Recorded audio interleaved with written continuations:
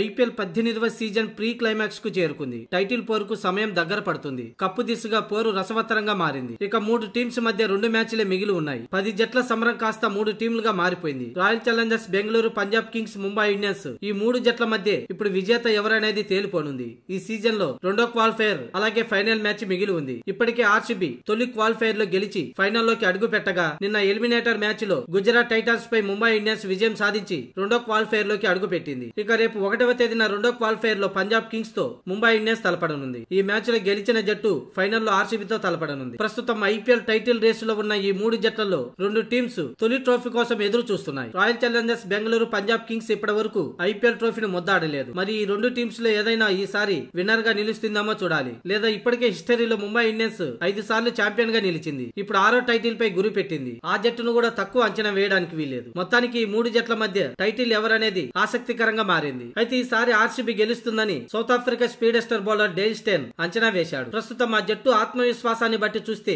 అలాగే batting, bowling పరంగా RCB ఈసారి తొలి టైటిల్ గెలుచుకుంటుందంటూ ధీమా వ్యక్తం చేశాడు.